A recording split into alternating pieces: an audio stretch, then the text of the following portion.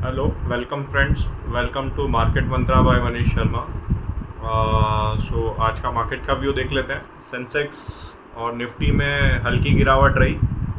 Sensex was down by 29 points, so just 0.3, और Nifty में भी 14 पॉइंट की गिरावट थी, जो कि लगभग 0.06%। हालांकि मिड कैप में 2.6% की फॉल थी और स्मॉल कैप में 1.4% की गिरावट थी। और स्मॉल कैप और मिड कैप इंडेक्स इन दिनों में काफ़ी डाउनफॉल में गए हैं। इसका मेजर रीज़न है कि एफआईआई की बिकवाली, एफआईआई फ्रिक्वेंटली सेल कर रहे हैं, उस कारण से small cap mid cap shares down गए हैं। और एक कारण है कि इनकी अर्निंग्स जो आ रहे हैं, जो एक्सपेक्टेशन थे कि भाई जिस हिसाब से अर्निंग आना चाहिए वो नहीं आ रहे हैं।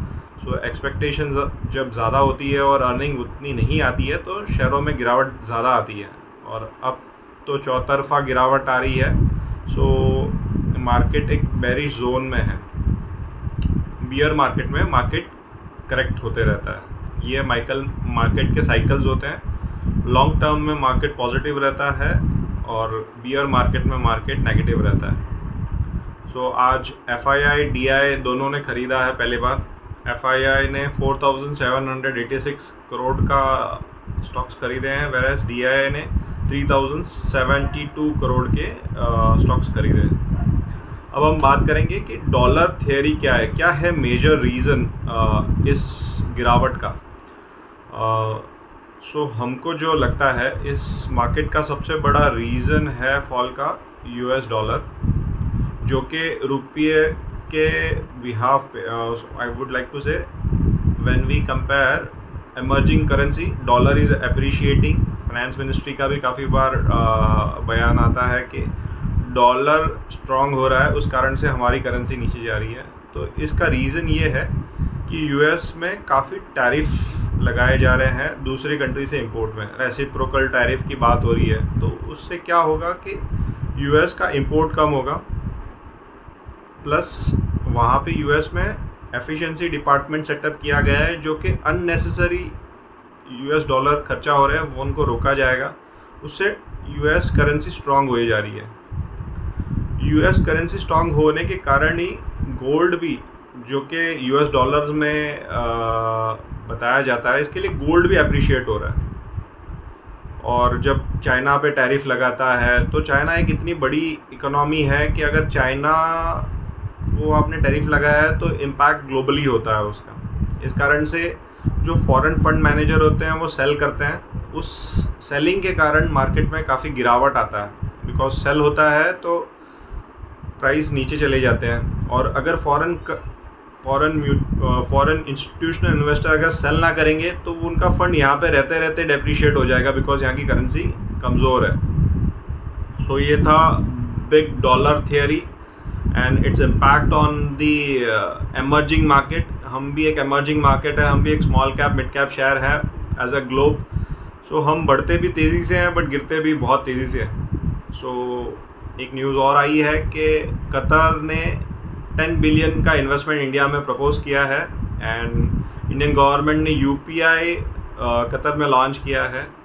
सो ये बहुत बड़ा इम्पैक्ट करेगा वेस्ट एशिया वर्ल्ड में, बिकॉज कतर एक मुस्लिम कंट्री है जो इंडिया में इन्वेस्ट कर रहा है।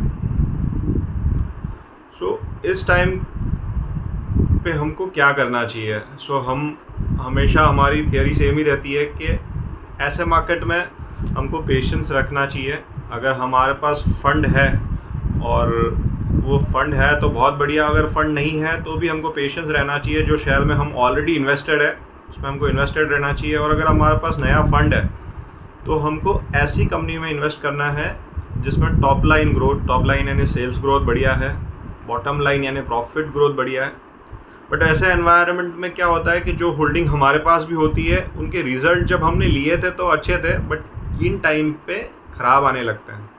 सो अगर ओवरऑल मार्केट ही ख़राब है तो आपको पेशेंटली उस शेयरों को होल्ड करना पड़ेगा। जब जैसे ही मार्केट ठीक होगा, अर्निंग्स भी बढ़ जाएगी, ऑटोमेटिकली आपका शेयर प्राइस भी ठीक हो जाएगा। सो हमारा मंत्रा यही रहता है कि ये शॉर्ट टर्म का पेन है, आपको इसके थ्रू जाना पड़ता है, यही स्टॉक मार्केट की फ़िलॉसफी है। एंड जो मार्केट में ये डाउनफॉल पसंद नहीं करता है, सेल कर देता है, उसका बड़ा पोर्टफोलियो बन भी नहीं पाता है, क्योंकि वो बुल रन का मज़ा ले नहीं पाएगा बाद में। क्योंकि अगर इस लेवल पे आप टिके नहीं रहे हो और आपने नया शेयर लिया नहीं है, ये एक्यूमुलेट द बेस्ट वाला जो ये बियर मार्केट में हमको मिलता है, सो जब बुल रन आएगा तो आप उसका एडवांटेज ले नहीं पाएंगे। बट हाँ, हम कभी भी लेवरेज रिकमेंड नहीं करते हैं, और ये चैनल का पर्पस सिर्फ एक एजुकेशन है। हमको इस समय जो शेयर्स हमारे पोर्टफोलियो में है उसके बारे में पढ़ना चाहिए, उसके इन्वेस्टर प्रेजेंटेशंस पढ़नी चाहिए, उस कंपनी की कॉन कॉल्स आती है, ट्रांसक्रिप्ट में भी आती है, जो कि PDF फॉर्म में आती है, आप रीड कर सकते हैं। अगर आप व्यूअर फॉर्म में व्यू करते हैं तो यूट्यूब या फिर BSE NSE के पोर्टल में उसकी ऑडियो लिंक भी आती है, so you can hear about those company and you can know more about your company। और सेक्युलर ग्रोथ तो मैंने बताया कि हमेशा एक secular growth point of view से वाली कंपनी लेना चाहिए, ना कि कमोडिटाइज कंपनी जिसमें साइकिल्स होते हैं अप्स एंड डाउन के। जैसे कमोडिटाइज कंपनी वही होती है जिसमें खुद का कुछ प्राइसिंग पावर नहीं होता है, जैसे कि कोल हो गया, जैसे कि कॉपर हो गया, जैसे कि स्टील हो गया। इनके प्राइजेस ग्लोबली सेट होते हैं, एंड इसके लिए इनके पास प्राइसिंग पावर नहीं होता है, इनका खुद का पावर होता है कि अगर कॉस्ट ऑफ मैन्युफैक्चरिंग में बेटर रहे तो एक एडवांटेज होता है, वरना ये कमोडिटाइज कंपनी आपको लॉन्ग रन में बेनिफिट नहीं करती है। आज हम एक शेयर के बारे में डिस्कस करेंगे जिसका हाल ही में 2-3 दिन पहले रिज़ल्ट आया था, और डिस्क्लेमर के तौर पे बोलना चाहेंगे ये शेयर ना ही बाय और सेल एडवाइस है। ये हम डिस्कस कर रहे हैं कि हमें इस एनवायरनमेंट में कैसे शेयरों को एनालिसिस करना चाहिए और क्या चीज़ें देखनी चाहिए इनमें। सो आज जो हम कंपनी डिस्कस कर रहे हैं वो है एफएल इंडिया। ये हमारे निजी पोर्टफोलियो में हो सकता है, हमारे रिलेटिव के पोर्टफोलियो में भी ये शेयर हो सकता है। सो इस कंपनी का टॉप लाइन ग्रोथ आया दिसंबर का ईयर ऑन ईयर बेसिस 20.65% का टॉप लाइन ग्रोथ, यानी कि सेल्स ग्रोथ 20% का आया year on year 602 crore.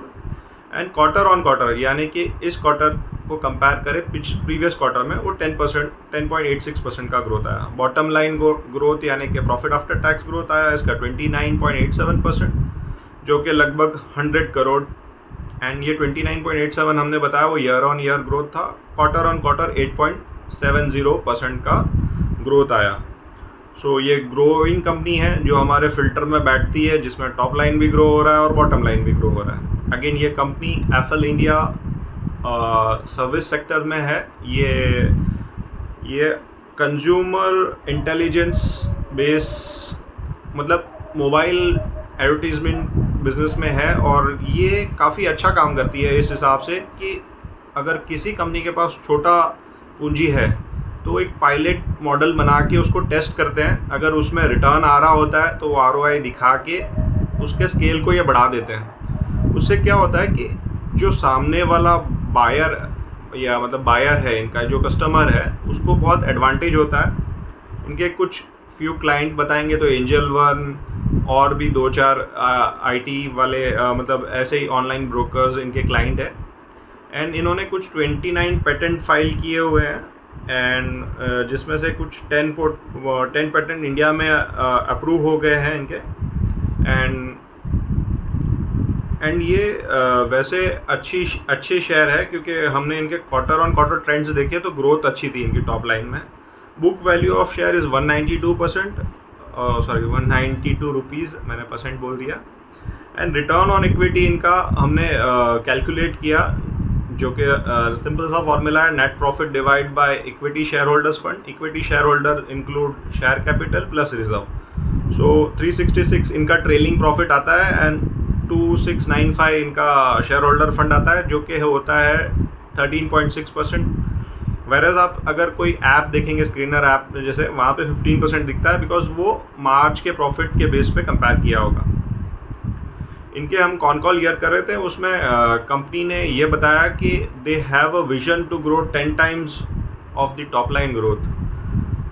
Again ये कंपनी का प्रेजेंटेशन में दिया गया हुआ गाइडेंस है, सो इसको आप फॉरवर्ड लुकिंग स्टेटमेंट ना समझे, और कंपनी की जो एनुअल रिपोर्ट है या जो कंपनी का इन्वेस्टर प्रेजेंटेशन है उसके डिस्क्लेमर ज़रूर रीड कर लीजिए।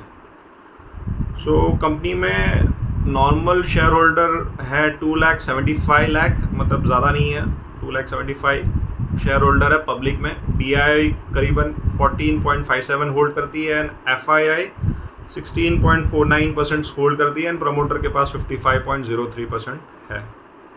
तो उस हिसाब से ये कंपनी हमको बेहतर लगती है इस एनवायरनमेंट में।